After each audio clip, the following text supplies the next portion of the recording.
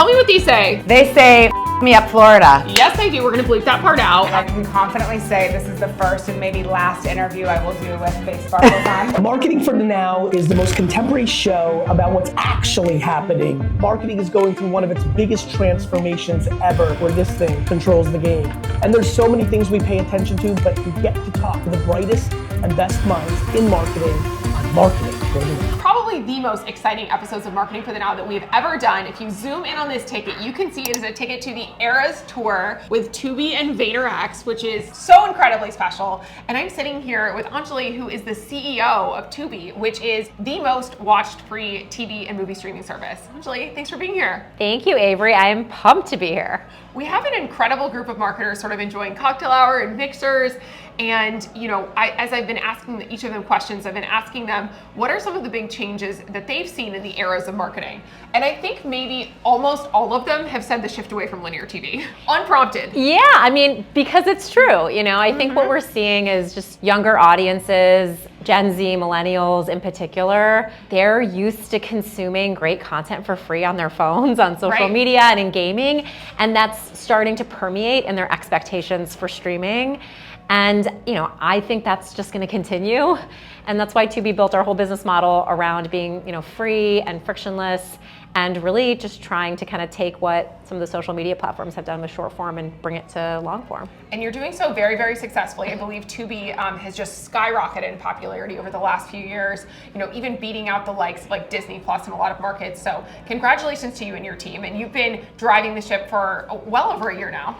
Yeah, I came over to Tubi and took over for the founder about a year ago. It's been phenomenal to see the momentum, and we have plenty more to come and a lot more to do. I just think what we're seeing is audiences are getting frustrated with the fragmentation, the friction, the prices, the tiers, and there's a little bit of a lack of differentiation now in programming. And what we're really seeing is just like this concept of like programming to the monoculture. It's getting broken.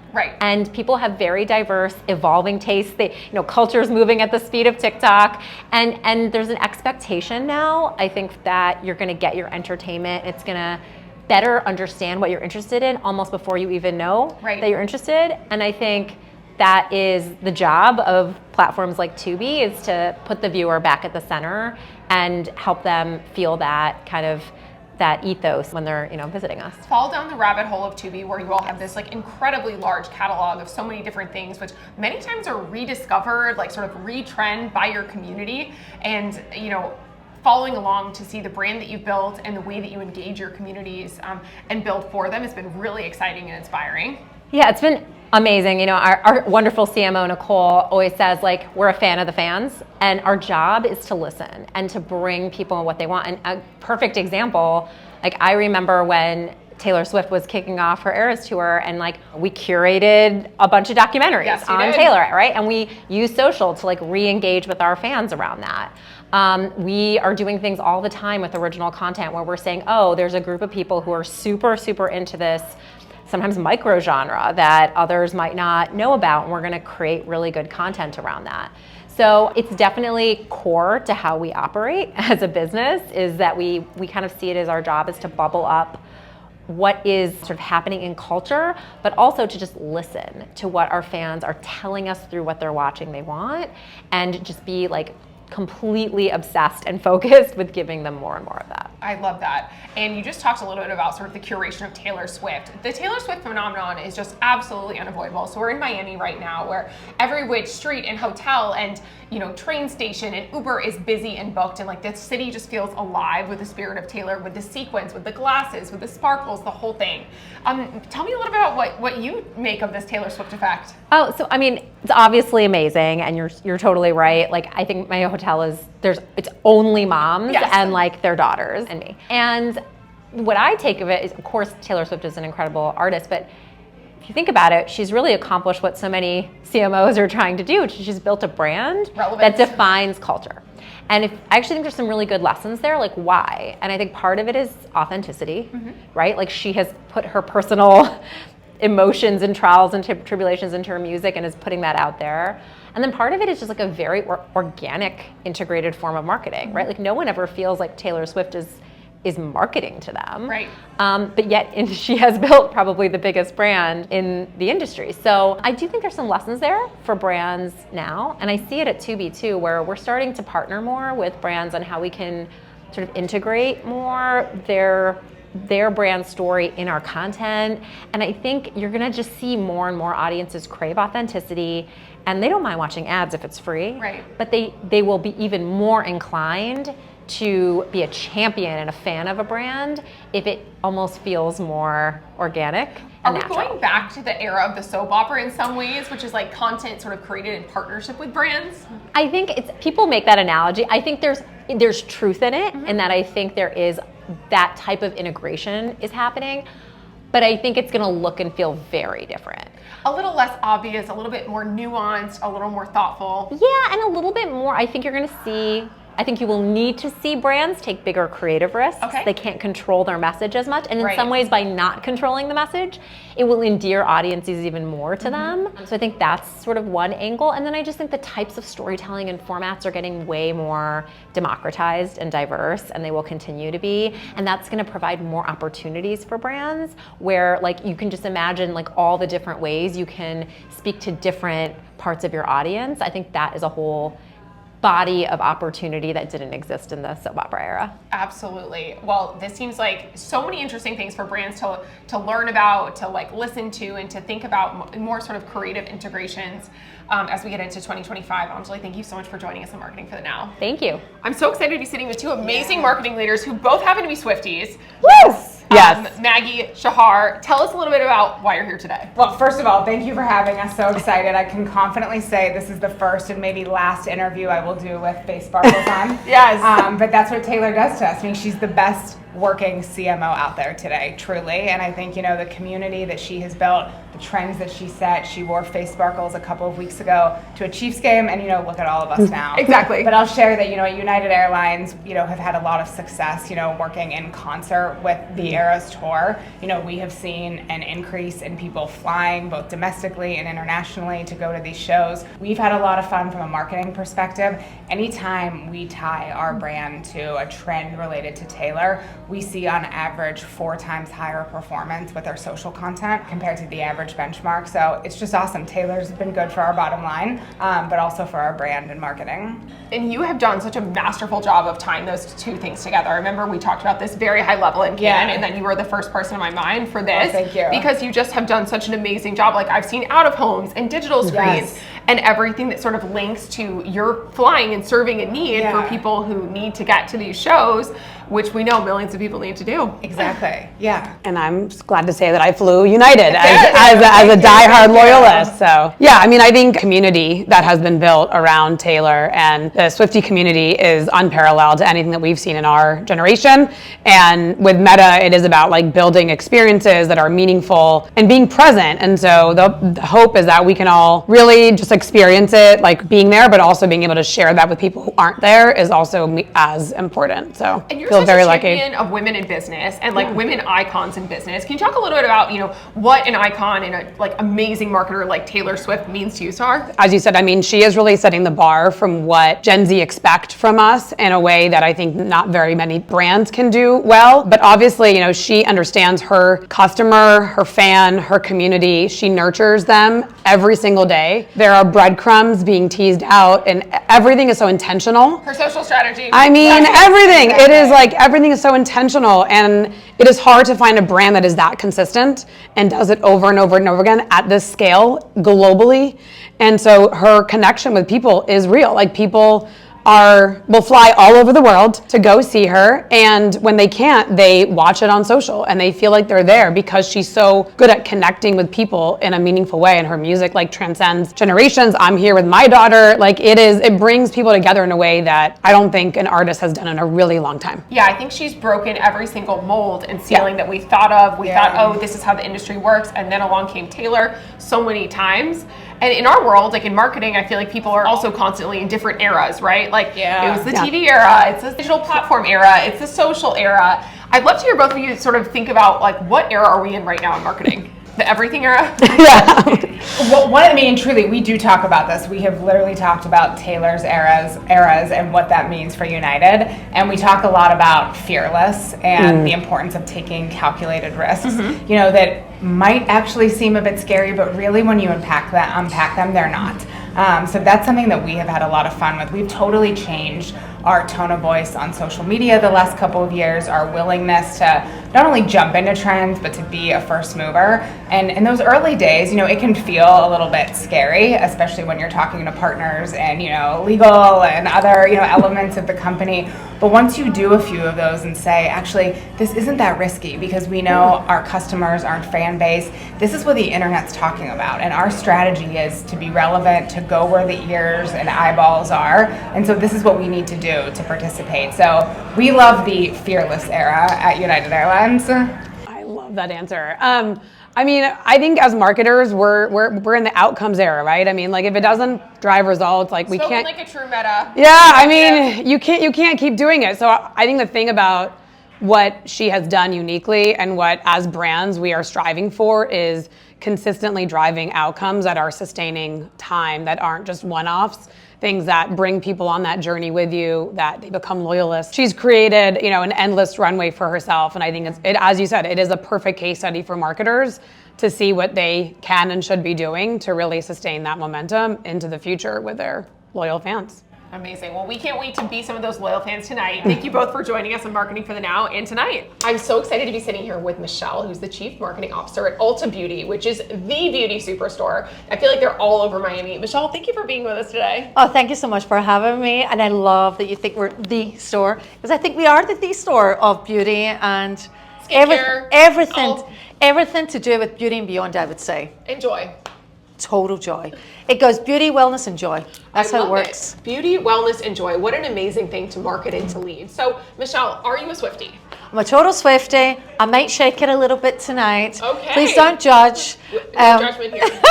That's maybe one of my favorite songs, so I'm very much looking forward to it. Okay, shake it off as a fave. So Michelle, tell me a little bit about sort of what you think about Taylor Swift as a marketer. You have been an iconic marketer places like Samsung and P&G and you name the list of incredible companies that you've helped shape and spearhead. When you see someone like Taylor Swift, of course you think about her as an artist and as a business builder, but maybe also as a marketer. She is probably one of the best marketers out there, literally in the world. She personally inspires me. She inspires a lot of our marketing department, because the one thing I love about Taylor Swift is that she brings generations together. Yeah. And there's this joy that she brings with her music and actually everything to do with her tour. And so for me, I'm inspired that the fact that there's fathers and daughters coming together, the friendship bracelets, this is more than music. This is a way of a community coming together. Community comes together across all different walks of life, right? Whether it's fathers and daughters, Yeah. or friends, or young kids who are just meeting for today and already bond over this sense of feeling like part of this community, which I think is so powerful and sort of haloing around the brand. Yeah, I mean, that's really important for us. Ulta Beauty is the destination for beauty for a lifetime. So when I'm in store, it's not uncommon that I'm going to see 1, 2, 3 generations shopping at one time. And I love the fact that we're in Miami, right? With so many Hispanics here. One of the things I was telling people last week was that 46% of Hispanics say they shop beauty together because they love the bonding experience. And I was just saying how my daughter, who's here, how she would go shopping with her titi and our abuela, and this is something that is really special. And that is why I love Taylor Swift, because Taylor brings generations of fans together. She does, and I feel like especially getting ready for a Taylor Swift concert is such a thing. Of course, I'm wearing my sequins. We've got people wearing their face jewels, all different types of friendship bracelets, and also makeup, right? Is it the red lips? Is it the sparkles? Yeah. Is that something you all see people showing up to Ulta to shop for? Most definitely. People come in all the time and they ask for the looks. Well, I personally do every Friday. We'll summarize all the key social trends. You might hear this and see this. This is what Taylor's doing and other artists. And when they come in and ask for those red lips, here's what to suggest. Pat McGrath, this color. people love that. So we have more than 50,000 associates, Wow. and they just love hearing what's trending so that it's easy for them to shop. So I film like something like a 5-minute video every Friday, send it to the associates, and they're raring to go and help people. A CMO who is sending you a trends email every Friday. Wow, that is a 1 in a million. That is one in Michelle. Michelle, thanks for being here with us today. Thank you so much for having me. I'm so thrilled to be sitting here pre-Taylor Swift with Ed Pilkington, who's the Chief Marketing and Innovation Officer at Diageo North America. Ed, thank you for joining us. Avery, thank you. Lovely to be here. So is this your first Taylor Swift concert? Yes. What are you expecting? Fascinating. I'm just excited to go. Yeah. I'm expecting a lot. I'm expecting an amazing show. I'm expecting that I'm going to go, oh, I didn't remember that song. I'm going to say all that. Lots of bracelets, obviously, Yes. Lots of friendship and happiness and love and all that nice stuff that goes with it. The cultural phenomenon that is Taylor Yeah. Swift, pretty much. So we're thrilled to be having Ed here, and Ed and his team lead marketing across so many of these amazing iconic brands, and some of them have actually done little nudges into Taylor Swift. We have. You all are known for these sort of iconic cultural moments, and if I'm not wrong, Smirnoff Ice might have launched a flavor that went popular with the Swifties. Do you recall that? I do recall that. We did do that. The lavender flavour. It was just a nod to Swifties, and they loved it. I don't think we did big volumes of it. We just put it out there. Yeah. And it's great. And that's the sort of thing we should be doing, because to your point, there's a bit about just how you pick up on what's going on in culture and leverage it in the right way, which feels kind of credible and stuff like that. So I think that was kind of cool. Very cool. And Yeah. Ed, you have a whole team that's called Brands and Culture. Yeah. Maybe can you give us a little bit about your strategy there? Brands can be built in culture, and, Yes. and it's not just so in the drinks industry, I think it's especially the case, but in other industries as well.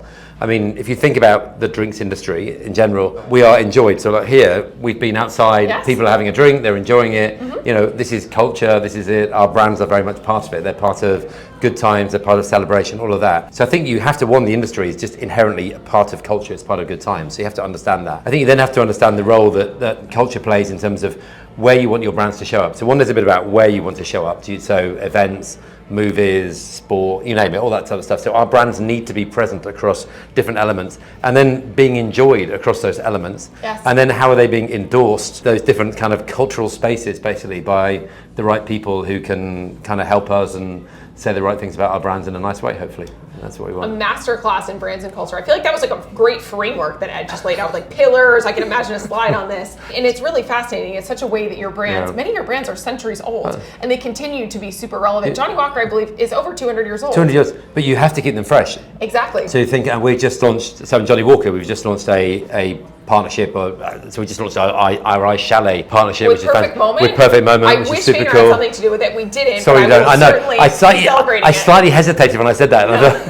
No, it's amazing. But it's amazing. It's really good. We're working with Devereaux in golf, which Yeah. is really good. So I think you have to find the right partners and do it and get the right collaborations together and work together. And I think that just keeps the brand fresh. So if you're 200 plus years old, how do you keep relevant? Keep walking. You keep walking. You've just got to you think about what are the right partnerships. And then you've got to keep a degree of consistency as well. Absolutely. 1942 was built. You guys have done some great work for us on Don Yeah. Julio. Fantastic work on Don Julio. So how do you keep that was built in culture. Yeah. That was built by being at the right parties and the right events and being enjoyed by the right people. It's as Now we simple as just need that. to get Taylor Swift and Don Julio. We're good to go. Oh, yeah, I love it. Yeah, it'd be great. Amazing. Thank you so much, Ed. This is perfect. Cheers. Thank you very much. Cheers. So excited to be sitting here with Sam Steinberger. Sam is from L'Oreal, where she oversees a whole amazing portfolio of brands. Sam, can you tell us a little bit about yourself? Yes, I oversee all media for Maybelline, Garnier, and Essie within the consumer products division at L'Oreal. Okay, so are you a big Swiftie? I'm a huge fan of Taylor Swift. I think I'd be doing a disservice to the true Swifties by saying I'm a Swiftie. So technically, no. Okay, but you're a fan. You like what Huge she's fan, doing. huge fan. What stands out to you of like reasons that Taylor Swift is iconic, both Yeah. in the music industry and the beauty industry, and then just like general culture? I truly think Taylor's a marketing genius, which obviously is very relevant to us and a lot of conversations we have, but everything, even from how she released her movie and all these things, the power of her brand is something I'm just fascinated by and have so much respect for her. So I think there's so many things to say about Taylor, but I do think over the years she's established herself as this true marketing marvel, so to say. I agree. And part of that marketing marvel is the red lips. I feel like Yes. Taylor is iconic for the red lips. Is that something you all have leaned into in some of your brands? Yeah, of course it's natural on Maybelline. We have a wonderful lip portfolio of different products. We definitely lean in as much as possible without overdoing it too much, because I think a lot of brands will do that naturally. But yes, it's a natural fit. We have, some of our Super Stay Matte Ink stays on for 24 hours. We have very strong colors, yes. 24 hours, okay, count yes. it. So we love to, play into that as much as possible. Okay, and you're also overseeing things well beyond just the lip category. So across nails, across hair, across cosmetics. Can you talk about some of the trends that you're seeing in media, maybe over your career? Any big shifts that stand out to you? Yeah, I would say the biggest thing I've noticed over the past few years is the increase in fragmentation. And I think that's really, we're almost going back to basics, in my opinion, or I would like to focus on basics, because I think everyone's been so excited, all these new formats and places and things to do within the advertising world, but then it becomes too much, right? You're not telling a cohesive story, you're not connecting the dots, and I think it's really hard on some of these big brands like the ones I work on, because there's so much going on. We want to relate to so many different people from a mass perspective. So, my focus in the next year is really going back to basics and understanding where to focus our energy, just given, not even just in the marketing foray world, there is so much going on everywhere. How do we focus the conversation a bit more? And how are you guys thinking about streaming? So I know L'Oreal is very always on the next innovation trend, the next thing. Is that a big part of what you all are thinking about now? It definitely is. It's huge. We still do have some linear TV. I completely acknowledge linear TV has continued to decrease. I don't think it'll ever die. That's my personal opinion. I think it serves a purpose in certain things, but it's by no means what it was. But yes, huge into streaming. The opportunities are endless, but I also do struggle with the fact that it already has become increasingly fragmented as well. Right. So identifying really a few big hitters for us and figuring out how we make more of a mark there versus going in every which way, which I think we also feel as consumers with all of our different subscriptions, right? If only we could have one place to be. 100%. Okay, if only we could have one place to be. Tonight, that is going to be the Eras Tour, so thank you for joining us, Sam. Of course, thank you. So excited to be sitting here with Matt Rubin. Matt, you're the head of all things digital for Popeyes, and you've had a storied career at RBI. Yeah. Are you a Miami local? I am a Miami local, yeah. You from here or just moved here with a job? Oh, moved here, couple jobs in, so feel like it's home now. Okay, awesome. We were just reminiscing that Matt and I were both in Asia at the same time, both in Singapore, actually in the same exact neighborhood. We never crossed paths though, some magic happened after we left. But we're here today, right before the Eras Tour. Matt, can you tell Marketing for the Now a little bit about yourself and what you're excited for tonight with Taylor? I've been with RBI for about 10 years, lived all over the world, spent time with our different brands in Latin America and Asia, currently leading our digital business today for Popeyes in the US, and I am just excited to see the spectacle tonight. Yeah, well, I was reading that Popeyes did something really cool with a golden barbecue sandwich to sort of lean into the Taylor Swift effect. Can you tell us a little bit about, one, how that came to be, and second, the impact that you all saw on sales? So I don't think everyone thinks Popeyes, Taylor Swift, but yet magic happened. Well, we saw Taylor sending her coded messages out to Kim, and the team just jumped all over it. So for us, one of our biggest competitors that we like to poke fun at is not open Sundays. Right. And so we put our own little coded message out there, use some of Taylor's creative as a nod to her. And honestly, that one campaign and a few social posts around it generated probably 10x the number of impressions that the core campaign itself got. And that flowed through to sales, and we were pretty happy with the promotion. That's amazing. And one thing I remember about RBI is just a maniacal focus on the results and sales. Oh, absolutely. Would you say that's true across the world? Absolutely. We are very much number crunchers. Yes, I love that. Amazing. And you said that you've been at the company for 10 years. As you've seen things evolve as it relates to media consumption across the world, any big, macro shifts that have really stood out to you? We've always been a bit of an older brand, skewing linear. 80% of our media budget for forever has been just linear TV, and that is just changing. It started changing in Asia when I was there, where you could put a commercial on TV and it would do maybe a third as effective as just a YouTube homepage takeover. In the US, we're sort of in the journey of shifting more and more into digital and social, and it's really just the way people are consuming media. Absolutely. And do you anticipate that continuing? Do you anticipate something new coming in? What do you see in your crystal ball? I'd say we're a little bit behind the curve, still very heavy on linear. So for us, we're just trying to shift to the right mix for what's right in front of us. Okay, amazing, awesome. Well, Matt, what song are you excited to hear Taylor perform tonight? I'm just here for the outfits. All right, he's here for the outfits. Let's go. I'm so excited to be sitting here with Kelsey. We are just about to head out to the Eras tour, and Kelsey I've heard you're a big Swiftie. I am. This will be my second. Went in Sweden first. Oh, Sweden. Yeah. Tell us a little bit about you. So as a human, I'm a Manhattanite. I've lived there about 20-ish years, post-college. I work for the Hershey company. Yum. Yeah, it's fabulous. I've been there about 6 years. Candy connoisseur in my own mind, and have been working with consumer packaged goods for a big chunk of my career in the advertising world before. Love Taylor Swift, love music, love everything she's about. So as a marketer, do you look up to Taylor Swift? I mean, the Swiftie effect is like such a real economic impact. Huge. I mean, as a marketer, as a woman, I mean, like, how can you not? One is to watch what she's done in the music industry, an industry that like you thought no one could ever change or do or touch. And I mean, people try. She's broken all the molds. She's broken all the molds.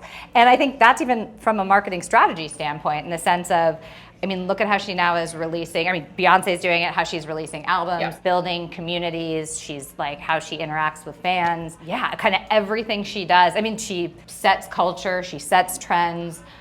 She's a brand in her own right, and yeah, it's really impressive. She gets behind things. Personally, I think you're seeing more of that which I think is fabulous. Not necessarily her responsibility, but a big and important one. So I'm cheering it on. Yeah, so it's really, really impressive to see, and to hope that as a human and as a brand, you can live up to it. I couldn't agree more. I think what Taylor Swift is like the moment. We're in Miami right now, and the roads are packed, the hotels are packed, the flights are packed. The world is here, and you just feel it. You also see sequins absolutely everywhere. But let's take it to Hershey a little bit, because you also lead the internal sort of creative studio. What are some of the things that you all are thinking about right now? There's, it's constantly shifting with the way people are consuming media, the way people are consuming candy and confection. What are some things that are top of mind for you? Oh gosh, everything you're starting to kind of talk about too, which is how brands are showing up, and all the social spaces and digital spaces and world, whether it's streaming, whether it's addressable, anything in between. People are consuming media in all different ways. What they're expecting from brands is different and continuing to evolve. So I think what we're really trying to start to figure out is how we show up, where we should show up, why we should show up, what we should say when we're there. So, because I think, there's such a range out there, and it's not only what you're comfortable with, but it's what consumers want, what you think you can do, and it's hard to not want to jump in there. So I think it's a little bit of testing and learning from that. And we've been traditionally, or at least 6 years ago, I think 70% of our media was on linear TV. Wow. And then now it's 30. So it is fundamentally shifted in the last 6 years. So in a couple of years, it's totally changed. Yeah. And we're here with our friends at Tubi, and a couple of years ago, who knows if they even existed, and certainly not in the way they are now. How are you all adapting to that sort of shift in consumer behavior from like linear to digital and streaming, and the fact that your TV might be this? Yeah, exactly. I know. I'm still like fighting it a little bit. We were not at the forefront of that, and now we are catching up as quickly as we can. And how we're still getting there and learning, but really trying to embrace it and understand it and learn it. But exactly how you said, that kind of shift at a company our size in 6 years. Again, we weren't necessarily ahead of the curve. We were probably behind a little bit, but it's exactly that. Like, we see it, we know, and now how do we embrace it and live it? Amazing. Yeah. Kelsey, thank you so much for joining us in Marketing for the Now and this weekend for Eras. Yeah, it's so fun. Us too. I'm thrilled to be sitting here with Andrew Roden, who is the head of media and sponsorships at Bacardi. Andrew, I heard you've been in the spirits industry for 20 years. True or false? Very true. Wow. Very true. And I've survived all 20 years so far. Amazing. Yeah. What keeps you in it? I just think it's a young man's game. It keeps me kind of like on the cutting edge of what is young and relevant for kind of the next generation of drinkers who are coming up. It keeps me energized that way. So speaking of young and relevant, what are you expecting to see at today's Taylor Swift show? To be honest, I'm so interested to see of like what this comes to life in real life. You read about it, you have friends, you have kids of friends and all that. I just think it's going to be a fandom and a culture and a loyalty that I just don't think we've seen anywhere else in the music space in the last 20 years or so. Yeah, when I think about Taylor Swift, I just think that she's like the world's best marketer, because from her economic impact to the culture that she's built to the community around the Swifties to her impact on social media, like it really, really blows my mind. and I heard that her favorite drink actually contains Saint Germain. Did you know that? I didn't know that. Gotta get the Saint Germain team on the ball for that one. Oh yeah, what is how does she drink it? She drinks a French blonde. I don't even know what a French blonde is. Do you know what a French blonde is? I don't know what a French blonde is, but the Saint Germain team will be very mad at me for not knowing that. Okay, well, let's focus on your core, what you're really doing at Bacardi, which is helping to drive and innovate across the world of media. Yep. What are some of the big things that you've seen maybe shift over the last 20 years? Yeah, I mean, obviously the shift in the way consumers are like engaging with media. You know, we are in an industry that requires telling stories about our brands in order to make them relevant and things that they have an emotional connection with. And the way that consumers consume media are different. It's a different real estate now. You know, we don't have the luxury of the younger audiences sitting back and watching TV the same way they used to. So we have to find ways to get involved in their lives in real life and then tell stories about what we're doing as they engage in music or as they engage in sports and things like that. So it's just not as much of a kind of like send message. We gotta be a little bit bi-directional. Yeah, exactly. A lot has changed. Things have gotten a lot trickier. Yeah, but also maybe more fun, more interesting, more dynamic and dimensional, because you know, maybe 20 years ago it was like this one hero asset that was kind of, you know, scaled across linear TV, and now it's like, you know, a million different messages that need to be personalized in the right ways, especially to, as you said, the next generation of drinkers and consumers who are, you know, not leaning back and watching TV. And I think there's a little luck involved too. So in the context of Taylor, Bacardi sponsored the VMAs the last couple of years, and the first year we did it was last year. And for all the blood, sweat, and tears that we put into that program, which was amazing, Taylor showed up and was seen drinking our Bacardi cocktail from the sponsorship, and that made it all worth it. That made it all worth it. And so there's luck in that, right? That wasn't a paid opportunity or anything like that. And then this year with Grey Goose in the US Open, we've been sponsoring US Open tennis tournament for 18 years, and it continues to exceed expectations from a sales standpoint. But Taylor and Travis were in the suite drinking the honeydews, and that kind of went gangbusters as well. So anything they do goes gangbusters. Yeah, like they went, you know, they had water sold out. Yeah. Yeah, and that one, big credit to our PR team, because there was some rumors that Taylor was in the building, and they made sure that that was something that we caught. So those are the things that, you know, you can't, a few years ago, you wouldn't have thought of that as like your